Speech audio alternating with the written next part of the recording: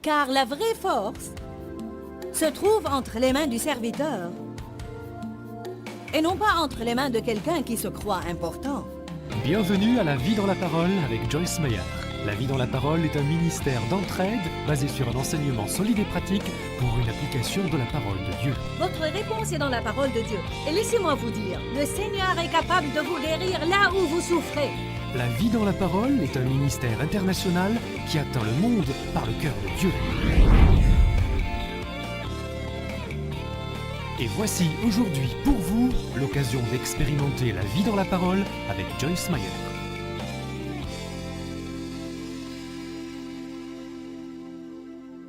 Merci Seigneur pour la parole. Je prie que ce message soit la cerise sur le gâteau, comme on dit dans ce séminaire. Et que les gens sortent de cet endroit changés, enthousiasmés, enflammés et prêts à vivre selon ta volonté plus que jamais. Amen. 1 Thessaloniciens 5,15 dit « Prenez garde que personne ne rende le mal pour le mal. » Qu'est-ce qu'on est supposé rendre pour le mal? Mais aspirez toujours à montrer de la bienveillance et cherchez à faire le bien, soit envers vous, soit envers les autres. Il semble que notre première responsabilité est envers les membres du corps de Christ, mais aussi elle s'étend au-delà de cela, pour atteindre toute personne. En fait, j'aime beaucoup la traduction amplifiée parce qu'elle nous dit « aspirez à montrer de la bienveillance et cherchez à faire le bien ». C'est-à-dire que ce n'est pas quelque chose que je dois attendre d'avoir envie de faire. Je n'ai pas à voir si je me suis levé du pied droit avant de le faire. Je n'ai pas à attendre à avoir des expériences surnaturelles avant de le faire. Mon but, mon dessein, mon intention, c'est de vivre selon l'amour exprès. Je ne le fais pas parce que j'ai envie de le faire. Mais c'est mon but, c'est ce que je cherche à faire. Allez à Matthieu 6. Nous avons parlé de l'autorité spirituelle et je veux vous réitérer les 5 choses car elles sont importantes et je sais comment on oublie les choses. Les 5 choses que nous pouvons voir dans la vie d'une personne qui a une vraie autorité spirituelle. Il ne s'agit pas de battage, de charisme, parler à haute voix, des sermons éloquents, de grandes foules et de connaître les bonnes personnes. Mais on parle d'une vraie autorité spirituelle. Qui sait que Jésus a marché dans une vraie autorité spirituelle? Le diable ne lui a pas créé des ennuis. Je crois qu'il y a probablement plusieurs façons de reconnaître la vraie autorité spirituelle, mais Dieu m'a donné une liste de 5. Numéro 1. Partout où vous irez, les vies seront changées. Numéro 2. Vos prières seront exaucées. Numéro 3. Vous ne serez pas dominé par le diable. Numéro 4. Vous serez capable de marcher dans le fruit de l'esprit, quoi qu'il arrive dans votre vie. Numéro 5. Et vous servirez tout le monde avec plaisir, sans arrière-pensée. Cela veut dire vous le faites d'un cœur pur. Vous ne le faites pas pour avoir quelque chose. Vous ne le faites pas pour être apprécié, ni pour avoir une déduction d'impôt. J'aime voir comment les chrétiens réagiraient dans leur offrande s'ils n'étaient pas sujets à une déduction d'impôt. J'espère que rien ne changera, amen. Mais pour avoir une récompense du ciel, il faut que la motivation du cœur soit correcte. Pour autant que je puisse dire, la seule motivation correcte consiste à faire quelque chose parce que vous aimez Dieu et vous aimez les autres. Et si vous ne pouvez pas le faire par amour de la personne, faites-le parce que vous aimez Dieu. Il y a beaucoup de choses que je fais simplement parce que j'aime Dieu et que je n'aurais pas pu faire aux personnes à qui je les faisais si je n'aimais pas Dieu. Amen. Nous allons parler de la différence entre le véritable service et le service pharisaïque. Car pour vous dire la vérité, il y a 2 sortes de tout. Il y a 2 sortes de justice, 2 sortes d'amour, 2 sortes de vie. Il y a une justice qui est un don de Dieu et il y a une justice pharisaïque que nous gagnons. Nous savons que la vraie justice de Dieu est la bonne sorte et la justice pharisaïque est fausse car elle produit de l'orgueil. Il y a l'amour agapé de Dieu et puis il y a aussi l'amour que le monde donne et qui vient et qui va selon la conduite. L'amour de Dieu est inconditionnel. Alors nous voulons parler de 2 sortes de services, le véritable et le pharisaïque, le véritable service et les bonnes œuvres faites avec des motifs louables. Le service pharisaïque, ou une personne qui sert en comptant sur sa propre vertu, ou en essayant de se mettre en avant, ou même pour être vue par les hommes, elle planifie son service et elle aime vraiment les choses grandioses. Le plus grand est le meilleur. Bien sûr, elle veut que tout le monde soit au courant. Le service pharisaïque exige une récompense. Il a besoin d'être apprécié, il a besoin d'être acclamé. Par exemple, quelqu'un travaillant dans la garderie.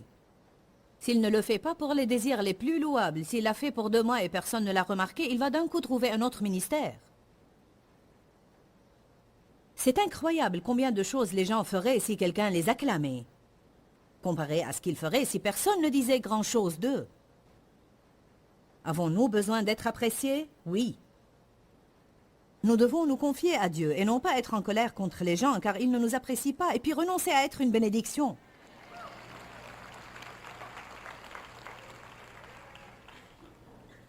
Un vrai serviteur est satisfait en faisant soit de grandes, soit de petites tâches. Il est content de rester caché, quoi qu'il fasse. Est-ce que vous vous rendez compte que lorsque Jésus faisait de bonnes œuvres, il disait souvent aux gens « Gardez-vous d'en parler à personne », alors que nous voulons en faire une annonce. Sûr que ça va être mis sur le tableau d'affichage. Peut-être que j'aurai un prix. Allons à Matthieu.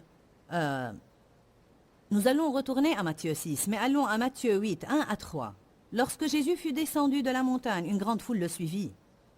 Et voici un lépreux s'étant approché, se prosterna devant lui et dit « Seigneur, si tu le veux, tu peux me rendre pur. » Jésus étendit la main, le toucha et dit « Je le veux, sois pur. » Aussitôt il fut purifié de sa lèpre. Puis Jésus lui dit « Garde-toi d'en parler à personne, mais va te montrer au sacrificateur et présente l'offrande que Moïse a prescrite afin que cela leur serve de témoignage de ta guérison et de preuve au peuple. » Savez-vous pourquoi Jésus pouvait faire cela? Parce qu'il n'essayait pas d'être célèbre. En réalité, il s'était déjà dépouillé de lui-même. Il savait déjà ce que la Bible disait dans Galates 2,6, que Dieu n'est pas impressionné par les postes que les gens occupent. C'est l'une de mes références préférées. Puis-je vous dire que Dieu n'est pas impressionné par mon poste aujourd'hui? Ça ne l'impressionne pas que je sois prédicatrice. Le saviez-vous? Ça ne l'impressionne pas que Charles et Gilles soient conducteurs de louanges. Je vais vous dire qu'est-ce qui impressionne Dieu. Il est impressionné par le fait que j'en suis arrivé au point où j'ai une attitude de soumission envers Dave. Cela impressionne Dieu. Il est impressionné par le fait que je me lève chaque jour tout en voulant sincèrement faire le bien aux gens. Ceci impressionne Dieu. Dieu n'est pas impressionné par les choses qui impressionnent les gens. Dieu est impressionné par l'obéissance. Je vais vous dire qui d'autre est impressionné par l'obéissance, le diable.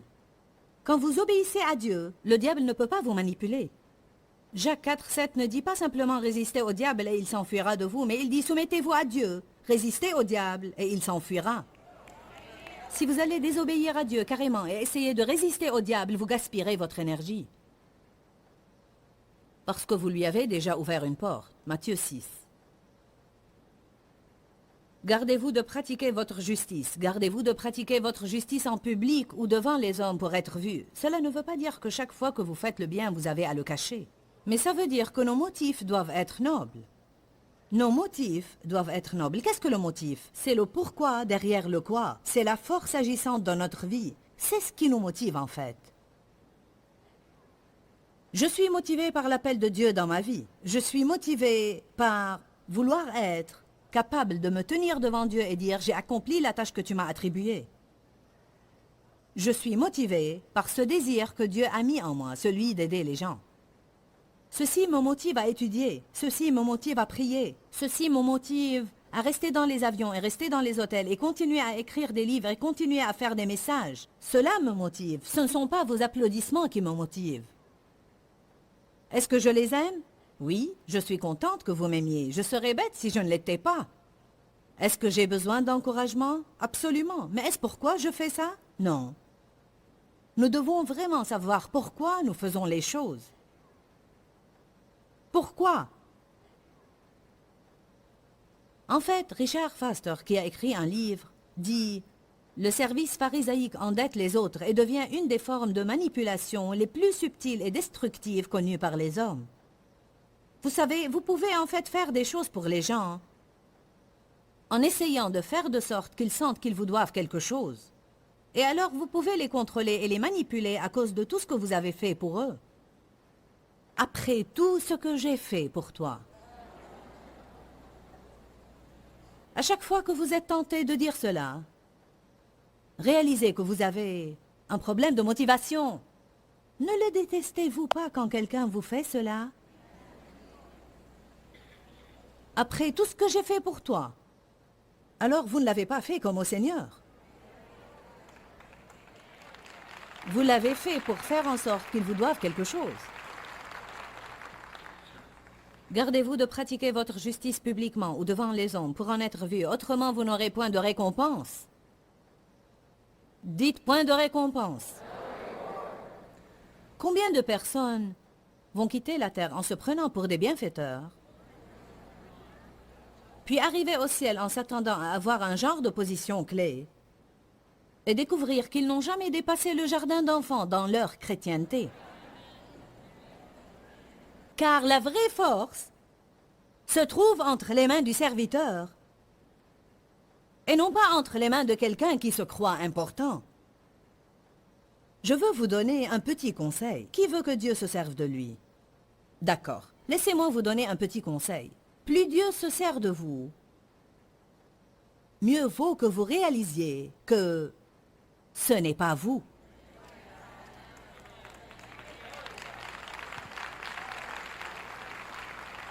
Je vais vous avouer un autre secret. Une des façons les plus rapides pour deviner combien quelqu'un est imbu de lui-même est de voir comment il traite les autres.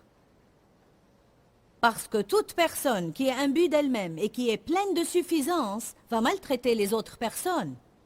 Surtout s'il s'agit de quelqu'un qui ne peut leur faire aucun bien et qu'ils considèrent sans importance. Ce qui impressionne Dieu, c'est être bon avec tout le monde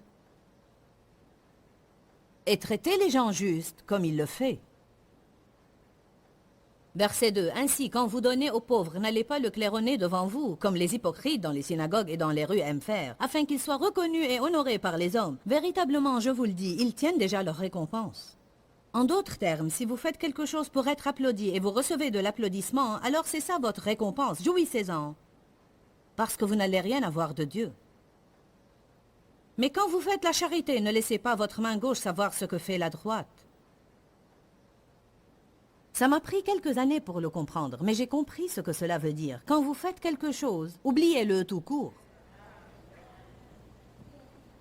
N'allez pas méditer sur toutes vos bonnes œuvres. Rien dans la Bible ne nous dit de méditer sur nos bonnes œuvres. Elle nous dit de méditer sur les bonnes œuvres de Dieu. Je ne veux que personne ne donne des offrandes à ce ministère en imposant des conditions. Je ne veux que personne ne donne des offrandes en s'attendant à ce que je les emmène à déjeuner, ou qu'elles donnent des offrandes en s'attendant à avoir une entrevue avec moi. Si Dieu veut arranger quelque chose de pareil, alors c'est lui qui décide. Mais vous devez toujours donner avec de bonnes intentions, sans vous attendre à ce que les gens vous donnent quelque chose en retour. Que votre main gauche ne sache pas ce que fait votre main droite. J'aime ceci. Verset 4. Afin que votre aumône se fasse en secret, et votre Père qui voit dans le secret vous le rendra en plein jour. N'aimez-vous pas cela? Dieu qui voit dans le secret vous le rendra en plein jour. Ne racontez pas à tout le monde que vous vous levez tôt chaque jour pour prier. Dieu vous voit. En fait, je crois que parfois, nous perdons notre force en ouvrant notre bouche pour dire à tout le monde ce que nous faisons.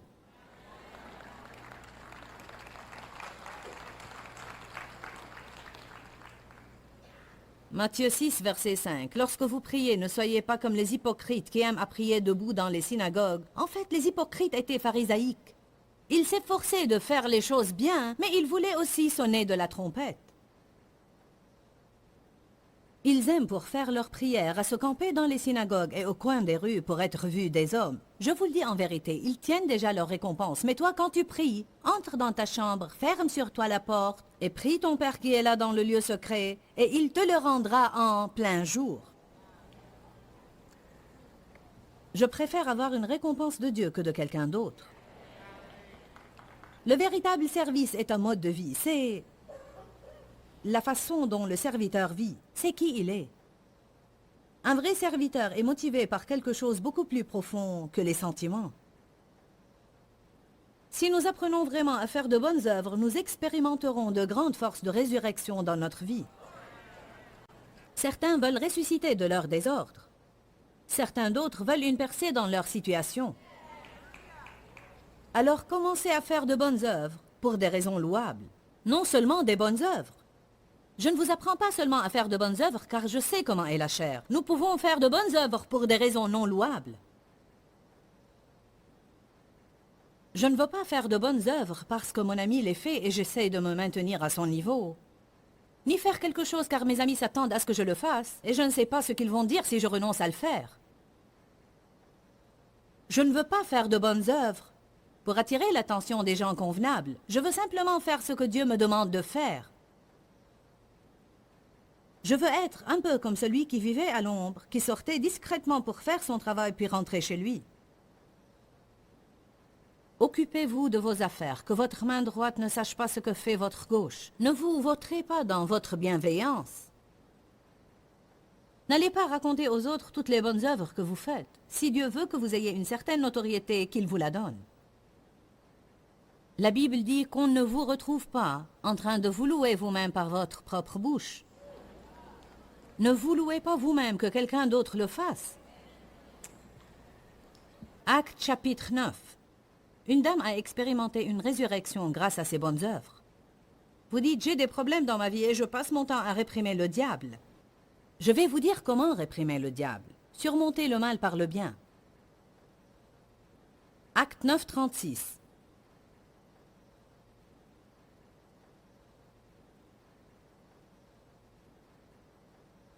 Il y avait à Joppé un disciple, une femme nommée en araméen Tabitha, qui veut dire en grec Dorcas. Elle débordait de bonnes œuvres et d'aumônes. Déborder veut dire abondamment. Cela ne veut pas dire qu'elle le faisait rarement de temps à autre. Elle débordait abondamment. Cela veut dire qu'elle était une de celles qui se levait tous les jours et disait « Je vais exprès m'efforcer de voir à combien de personnes je peux faire du bien aujourd'hui. » Ayez une révélation aujourd'hui. Elle tomba malade en ce temps-là et mourut. Après l'avoir lavée, on la déposa dans une chambre. Comme Lydda est près de Joppé, les disciples ayant appris que Pierre s'y trouvait envoyèrent 2 hommes vers lui pour le prier de venir chez eux sans tarder. Pierre se leva et partit avec ces hommes. Lorsqu'il fut arrivé, on le conduisit dans la chambre. Toutes les veuves l'entourèrent en pleurant et lui montrèrent les tuniques et les vêtements que faisait Dorcas elle-même pendant qu'elle était avec elle. Pierre fit sortir tout le monde, car il avait à se débarrasser du doute et de l'incroyance. Il se mit à prier, puis se tournant vers le corps, il dit « Tabitha, lève-toi » Elle ouvrit les yeux, et ayant vu Pierre, elle se mit sur son séant. Il lui donna la main et la fit lever. Il appela ensuite les saints et les veuves, et la leur présenta vivante de nouveau. Vous dites, a-t-elle reçu cette résurrection grâce à ses bonnes œuvres? Je crois qu'il y avait certainement un rapport là, parce que cela est mentionné dans la Bible. Je ne sais pas. Est-ce que vous pensez qu'elle aurait reçu cette résurrection si elle avait été une femme égoïste, égocentrique et enquiquinante? Je sais qu'il est tard, mais vous pouvez saisir ceci. Ce qui est intéressant, mesdames, si vous êtes une dame, levez la main et faites-moi signe. Vous les dames qui êtes devant votre télé, faites-moi signe. Ouais, aux hommes, regardez-les.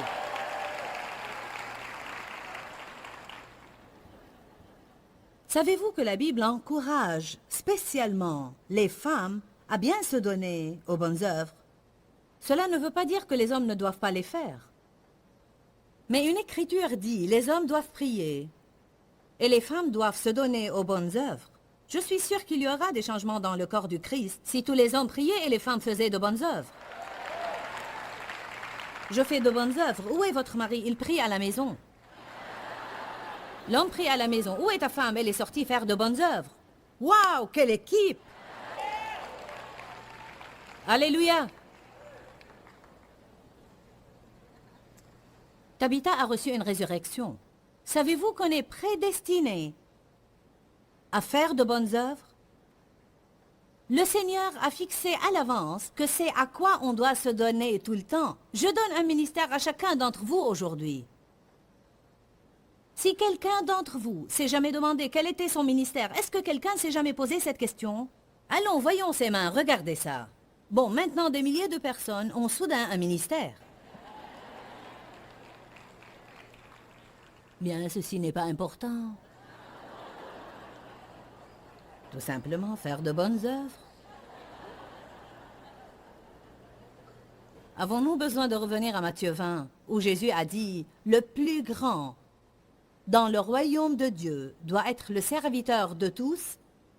C'est lui le plus grand. Il n'a pas dit « le plus grand est le prédicateur ». Il n'a pas dit que le plus grand est le conducteur de louanges.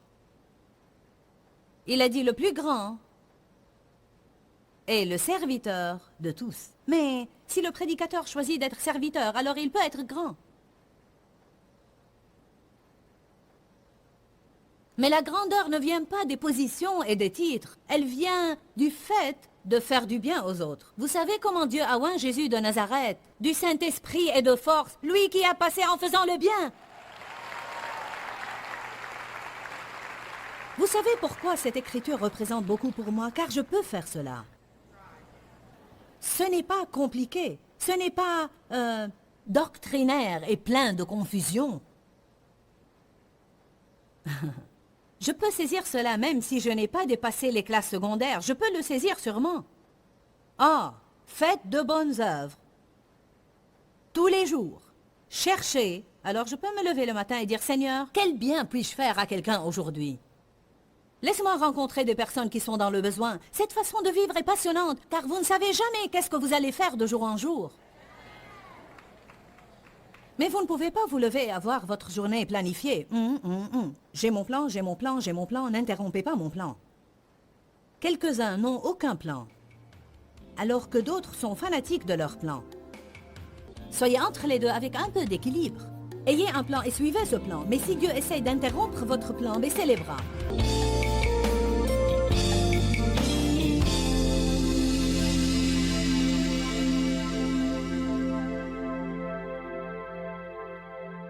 Je crois que l'une des plus grandes erreurs qu'on puisse faire est de penser que les petites choses ont une petite valeur. Et si vous avez un problème relationnel en ce moment, et je crois effectivement que je parle à certains qui l'ont, il se peut très bien que ce soit parce que vous ou l'autre personne dans cette relation donnée avez oublié de faire les petites choses qui comptent tellement. Je vais vous donner un exemple. Dire merci peut être une petite chose, mais quelle grande différence ça fait dans les rapports. Dire « s'il te plaît » peut être une petite chose, mais quelle grande différence ça fait dans les rapports.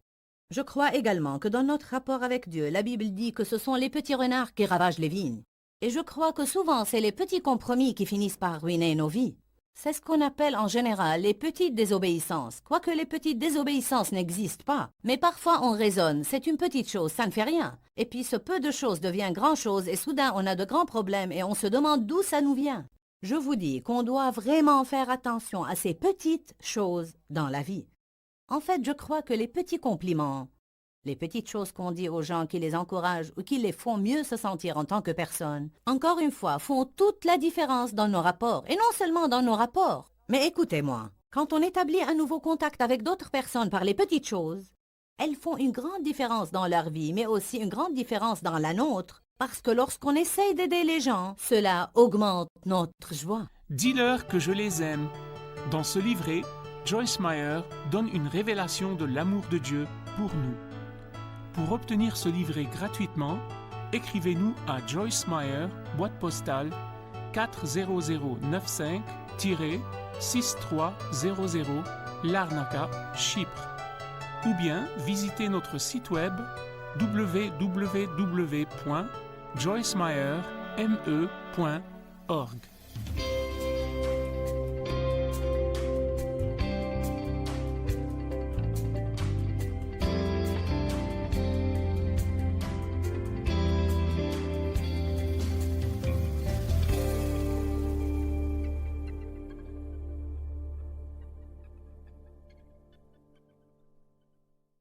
Parfois, donner le peu que vous avez provoque une série de miracles dans votre vie. M'entendez-vous?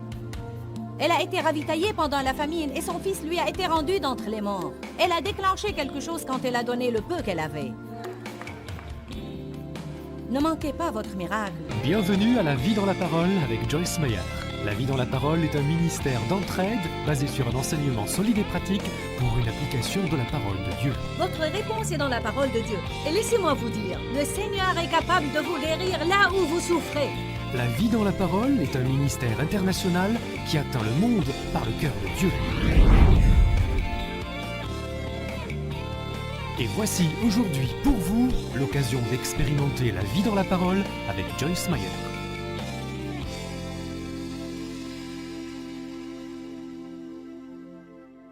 Éphésiens chapitre 2 verset 10. Car nous sommes son ouvrage, ayant été récréés en Jésus-Christ, nés de nouveau.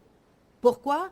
Pour qu'on puisse faire toutes les bonnes œuvres que Dieu a prédestinées et préparées d'avance pour nous, pour cheminer les voies qu'il a préparées d'avance pour qu'on s'y engage, pour vivre la bonne vie qu'il a prévue et préparée d'avance pour qu'on la vive.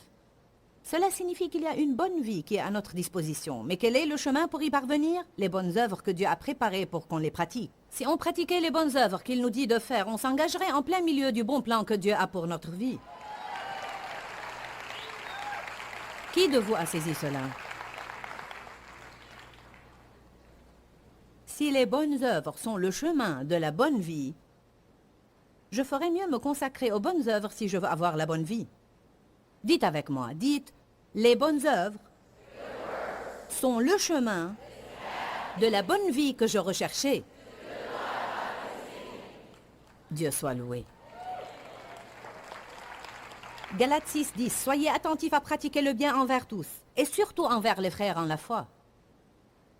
Vous trouverez toujours quelqu'un qui a besoin d'un petit quelque chose, d'un petit coup de main, d'être déposé quelque part, d'un encouragement, d'un sourire, d'un peu d'argent. Soyez attentifs aux manières dont vous pouvez être une bénédiction. 1 Pierre 2,12 nous dit d'avoir au milieu des païens une bonne conduite afin qu'ils remarquent nos bonnes œuvres et sachent que Dieu est vrai. Et on lit dans Matthieu que votre lumière brille ainsi devant les hommes afin qu'ils voient vos bonnes œuvres et qu'ils glorifient votre Père qui est dans les cieux. Ce n'est donc pas déplacé que le monde voit nos bonnes œuvres. On ne doit pas cacher tout ce qu'on fait, mais on en revient à nos raisons. Si ma motivation est qu'il me voit, alors c'est faux. Mais si on me voit faire du bien à quelqu'un et ma motivation est correcte, alors c'est bien que le monde voit le bien. Savez-vous pourquoi? Parce qu'il n'y a pas beaucoup de bien qui sert au monde d'exemple. Que pensez-vous se produira-t-il si chaque membre du corps du Christ commençait à être bon aux autres? Le service et l'humilité. Une des raisons pour laquelle les gens ne peuvent pas servir est la fierté. Je suis trop important pour ça. Je ne peux pas faire ça. Le fait que Jésus lui lave les pieds gênait Pierre. Surtout s'il allait devoir suivre l'exemple, parce que Pierre en fait manquait d'humilité. Saviez-vous que Pierre avait un problème de fierté? Regardons rapidement 3 écritures. Matthieu 16.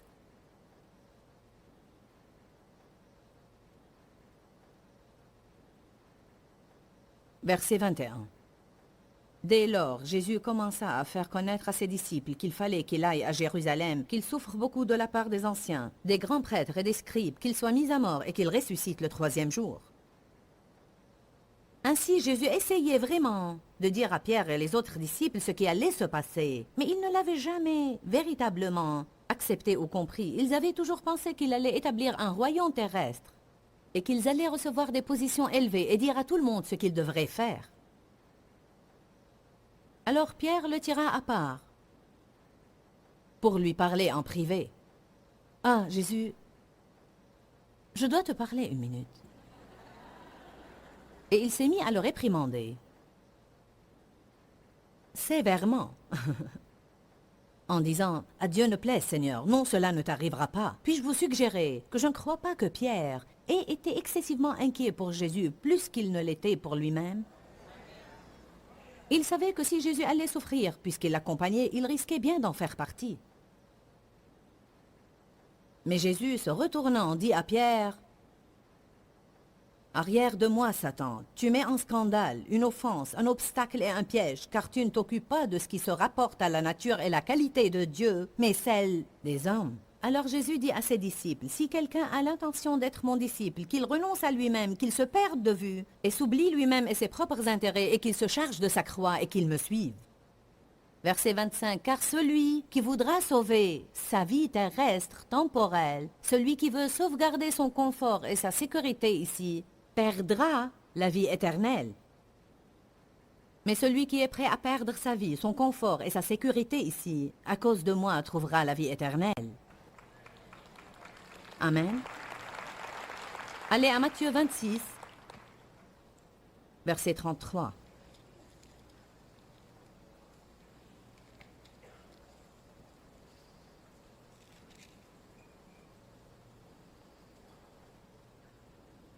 Commençons par le verset 31.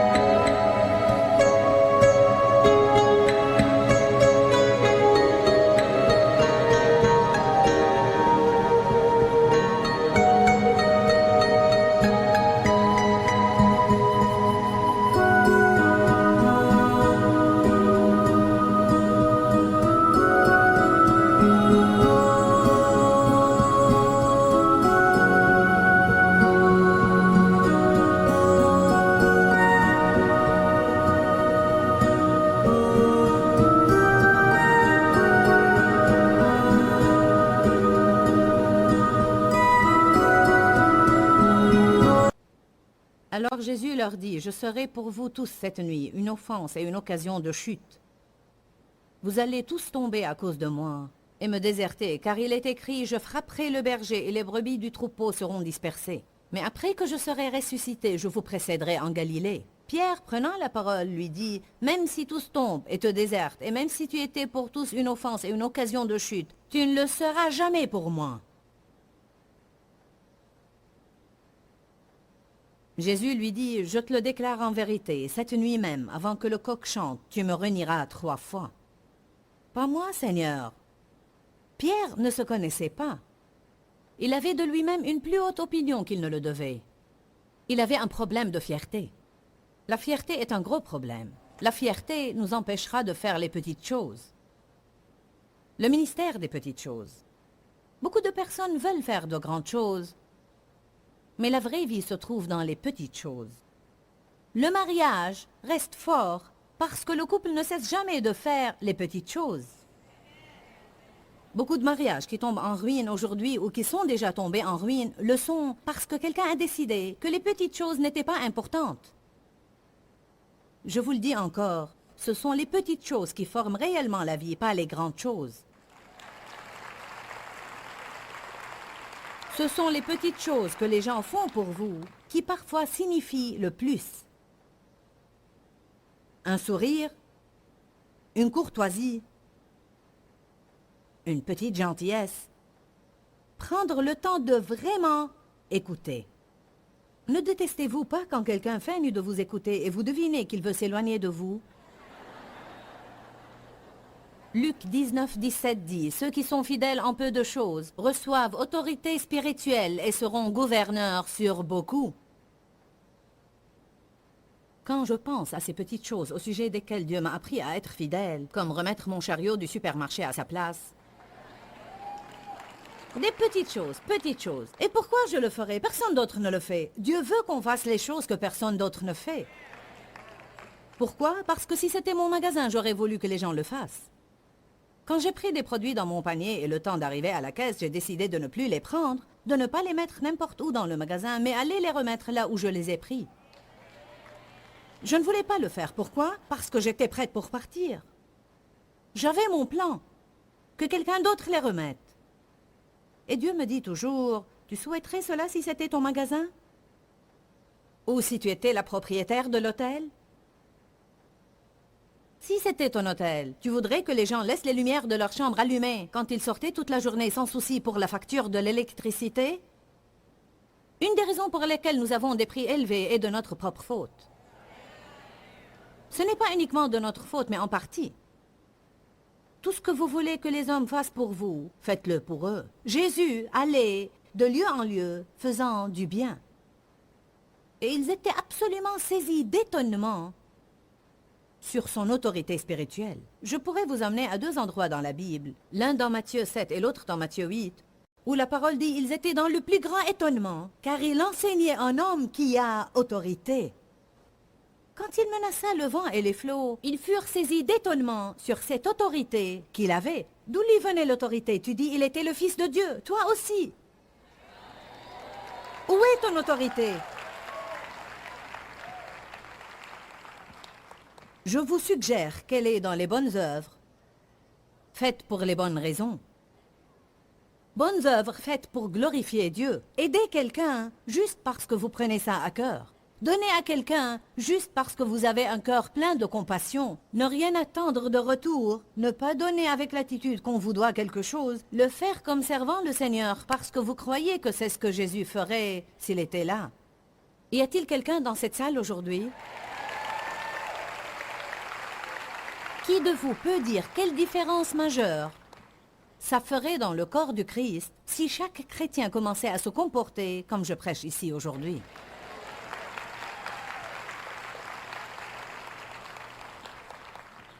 Laissez la personne avec 3 articles sortir en premier si votre chariot est plein. Donnez à quelqu'un d'autre dans la famille le beefsteak qui a le moins de graisse au lieu de le prendre pour vous-même. Ramassez les chaussettes sales de votre mari sans lui dire que vous l'avez fait. J'ai dû ramasser tes chaussettes encore aujourd'hui. Ne vous attendez pas à être récompensé pour ça. Autant les remettre de nouveau par terre.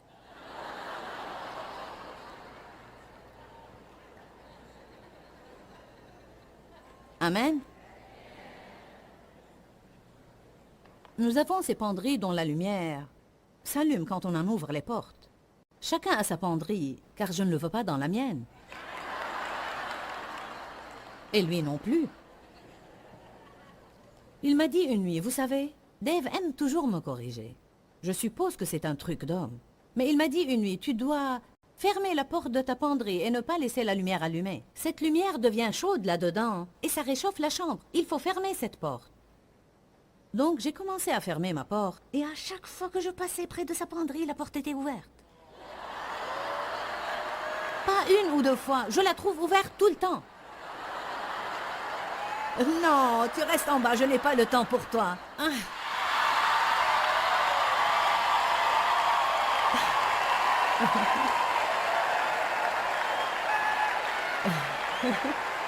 Je dois raconter mon histoire.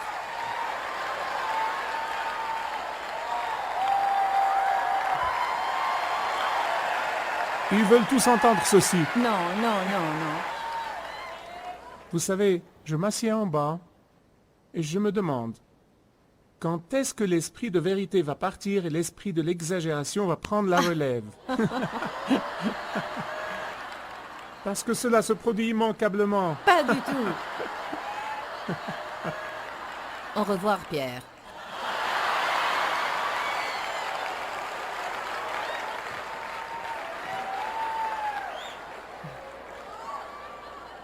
Le point est que, vous voyez, ce n'était pas le point. Le point est que, quand je trouve la porte de sa penderie ouverte, j'ai encore à découvrir. J'ai encore à découvrir que je peux la fermer et garder ma bouche fermée. Je ne le fais pas exactement avec une attitude de serviteur. À chaque fois que je ferme cette porte, je dois aller le trouver et lui dire « Tu as encore laissé ta porte de penderie ouverte ?» Pourquoi sommes-nous comme ça? Car nous ne supportons pas que quelqu'un ait un avantage sur nous.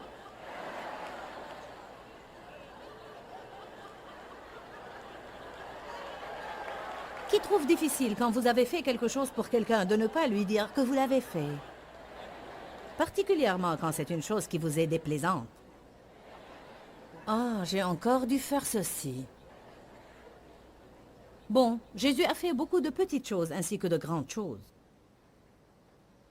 Je veux vous dire, je crois que faire de petites choses, c'est ce qui vous permet de faire les grandes choses. Saisissez ça aujourd'hui. Vous savez comment Dieu a oint du Saint-Esprit et de force Jésus de Nazareth, qui, numéro 1, allait de lieu en lieu faisant du bien, et numéro 2, guérissant ceux qui étaient opprimés par Satan. Vous n'allez pas avoir un ministère de guérison si vous ne faites pas le bien. Amen. Je veux vous montrer ce que je pense est une chose absolument des plus impressionnantes que j'ai jamais vues dans la Bible. Allez à Jean chapitre 21.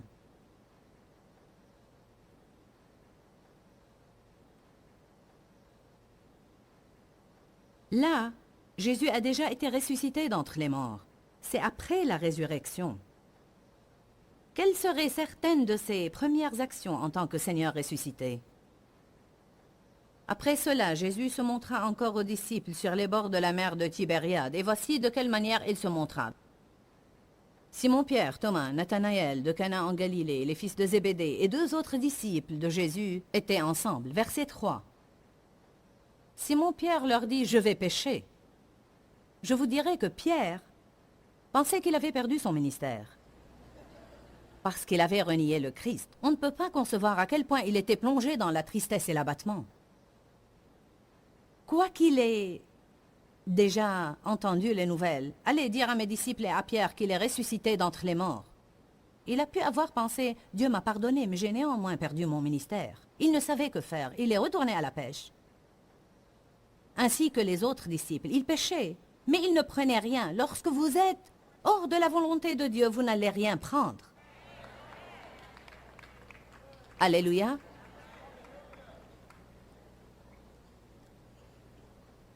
J'ai essayé d'être secrétaire. Ce n'était pas une bonne chose, car ce n'était pas ma vocation. Simon-Pierre leur dit « Je vais pêcher ». Ils lui dirent « Nous allons avec toi ». Ils sortirent et montèrent dans une barque, et cette nuit-là, ils ne prirent rien. Verset 4. Le matin étant venu, Jésus se trouva sur le rivage. Mais les disciples ne savaient pas que c'était Jésus. J'ai lu ce passage la semaine dernière, et j'ai vu une chose à laquelle je n'avais pas prêté beaucoup d'attention auparavant. J'ai pensé, n'est-ce pas navrant que Jésus soit venu au milieu d'eux et qu'il n'ait pas su que c'était Jésus? Je vais vous donner un exemple de combien infiniment Dieu se soucie de chacun de nous. J'aime manger de la gelée de fruits parfois la nuit. De la gelée sans graisse et sans sucre. Aucune calorie, 20 calories par once ou presque. Ce n'est pas censé faire grossir, et donc j'aime la gelée. Ma gouvernante m'en prépare et j'aime la gelée rouge. Je lui ai dit, je veux de la gelée rouge. Je ne veux pas d'autre couleur, seulement rouge. Mais un beau jour, juste comme ça, sans aucune raison apparente, j'ai pensé, j'aimerais bien manger aujourd'hui une gelée orange. Ma mère faisait de la gelée orange et de la gelée citron quand j'étais petite. Je me suis rappelée de cette gelée orange et j'ai pensé, je voudrais une gelée orange. J'allais appeler ma gouvernante et le lui dire, mais j'ai oublié. Ce soir-là, quand je suis rentrée et je me suis installée, je suis allée prendre une gelée. Merveille des merveilles, c'était de la gelée orange.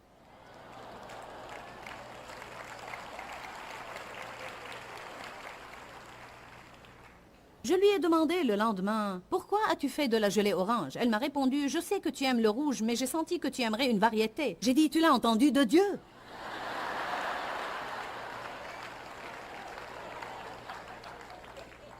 Mais le savez-vous, c'est une petite chose. Dites tous une petite chose. Mais le savez-vous, ça m'a touché si profondément. Pour moi, ça signifiait plus que les grandes choses que Dieu a faites pour moi, de savoir qu'il m'aime tellement, de sorte que parce que j'ai voulu un différent parfum pour ma gelée, il a mis au cœur de ma gouvernante de me faire cette autre variété de gelée juste parce que je l'ai voulu.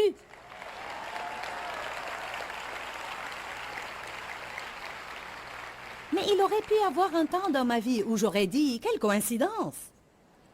Ah! J'aurais bien pu avoir la même réaction qu'eux. Jésus est venu se tenir au milieu d'eux et ils n'ont pas su que c'était Jésus.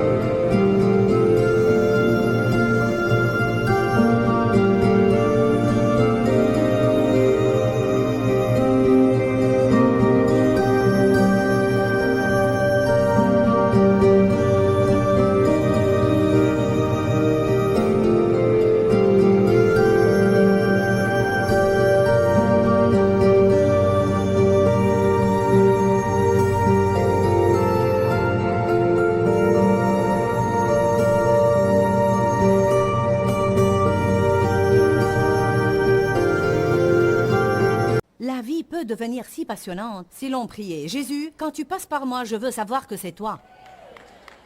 Je veux te voir à l'œuvre et je veux rendre le mérite à qui le mérite est dû. Je ne veux pas du tout l'attribuer à la coïncidence ou même au hasard. Parce que non seulement il est le Dieu des grandes choses, mais il est particulièrement le Dieu des petites choses. Et rappelez-vous, ce sont les petites choses qui font vraiment la différence dans la vie. Il y a ici des gens qui pensent que si vous ne pouvez pas faire de grandes choses, vous ne ferez rien. Et vous avez totalement raté votre ministère. Pourquoi poursuivons-nous toujours le grand ceci, le grand cela, la grande collecte, le grand prédicateur, la grande conférence et la grande église? Ne dédaigne pas le jour des modestes débuts. Si tu ne t'occupes pas des petites choses, elles ne grandiront jamais. Si tu n'as que peu de choses à donner, donne de ton peu. La veuve affamée a donné son dernier repas et son huile au prophète Élie. Et elle a mangé au long de la famine. Non seulement ça, mais quand son fils est mort, Élie était là pour le ressusciter. Si elle n'avait pas pris soin d'Élie, son garçon serait mort. Allez. Parfois, donner le peu que vous avez provoque une série de miracles dans votre vie. M'entendez-vous? Elle a été ravitaillée pendant la famine et son fils lui a été rendu d'entre les morts. Elle a déclenché quelque chose quand elle a donné le peu qu'elle avait. Ne manquez pas votre miracle en pensant que Dieu n'est intéressé que par les grandes choses. Jean 21, 5, Jésus leur dit, « Et les enfants, n'avez-vous rien à manger? N'avez-vous rien pris qui aille avec votre pain? » Ils lui dirent non. Il leur dit, « Jetez le filet du côté droit de la barque. » N'est-ce pas là une profonde question? On n'a pas le temps d'en parler, mais c'était plus que de faire la pêche du côté gauche ou droit de la barque. Ils jetèrent donc le filet et ils ne pouvaient plus le retirer à cause de la très grande quantité de poissons. Alors le disciple que Jésus aimait dit à Pierre, « C'est le Seigneur !» Et Simon-Pierre, dès qu'il eut entendu que c'était le Seigneur, ceignit un vêtement autour de sa taille, car il était mi-nu, et se jeta à la mer. Pierre n'était toujours pas prêt à faire face à Jésus. Les autres disciples vinrent avec la barque, tirant le filet plein de poissons car ils n'étaient éloignés de terre que d'environ 200 coudées. Observez maintenant ceci. Une fois descendus à terre, ils virent un feu de braise sur lequel on faisait griller du poisson et du pain. Jésus leur dit, « Apportez donc ces poissons que vous venez de prendre. » Simon-Pierre remonta donc dans la barque et tira à terre le filet plein de 153 grands poissons. Et quoi qu'il y en eût tant, le filet ne se déchira pas. Jésus leur dit, « Venez, petit déjeuner. »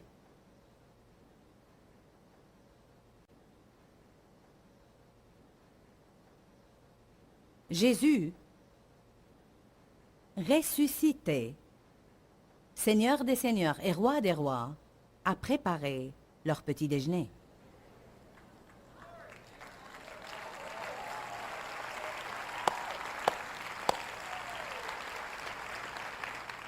Il a fait un feu, il a pris du pain, il a fait griller les poissons, il a préparé la table et il a dit « Venez prendre le petit déjeuner ».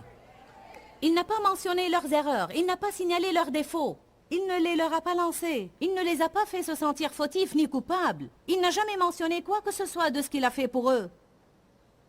Mais en tant que Seigneur ressuscité et Sauveur, il leur lavait encore les pieds.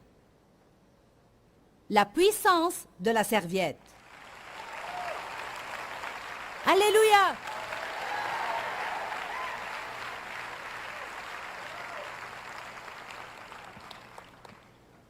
Quand un aveugle criait à l'aide, Jésus s'est arrêté. Une petite chose. Il s'est arrêté pour écouter. On lui a amené des petits-enfants.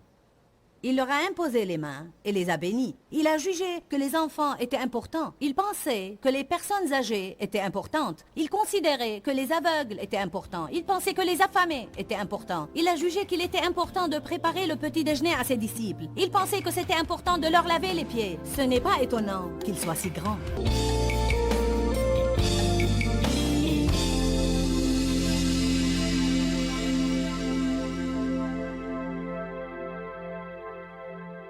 Je crois que l'une des plus grandes erreurs qu'on puisse faire est de penser que les petites choses ont une petite valeur. Et si vous avez un problème relationnel en ce moment, et je crois effectivement que je parle à certains qui l'ont, il se peut très bien que ce soit parce que vous ou l'autre personne dans cette relation donnée avez oublié de faire les petites choses qui comptent tellement. Je vais vous donner un exemple. Dire merci peut être une petite chose, mais quelle grande différence ça fait dans les rapports. Dire « s'il te plaît » peut être une petite chose, mais quelle grande différence ça fait dans les rapports. Je crois également que dans notre rapport avec Dieu, la Bible dit que ce sont les petits renards qui ravagent les vignes. Et je crois que souvent, c'est les petits compromis qui finissent par ruiner nos vies. C'est ce qu'on appelle en général les petites désobéissances, quoique les petites désobéissances n'existent pas. Mais parfois on raisonne, c'est une petite chose, ça ne fait rien. Et puis ce peu de choses devient grand-chose et soudain on a de grands problèmes et on se demande d'où ça nous vient.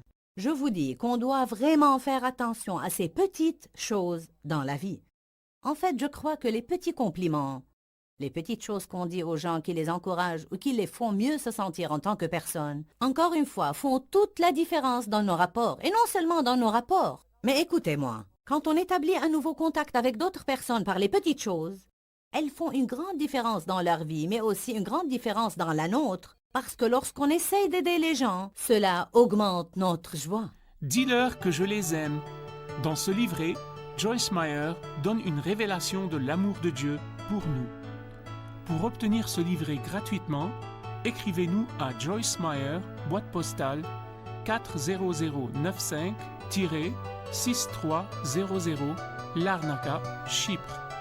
Ou bien visitez notre site web www.joycemeyer.org.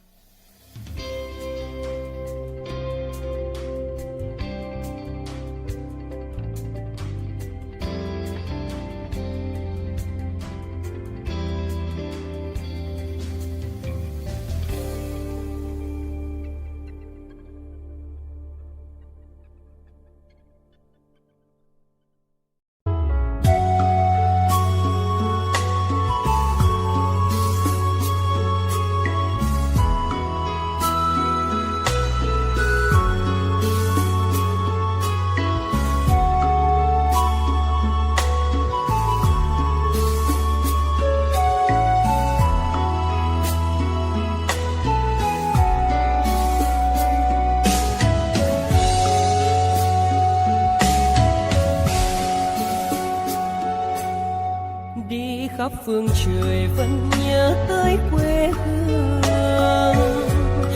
Người về đây thăm làng trù quê mẹ và làng sen quê cha, xúc động bồi hồi người rơi giọt lệ, thương mái nhà tranh thương đất mẹ nghèo.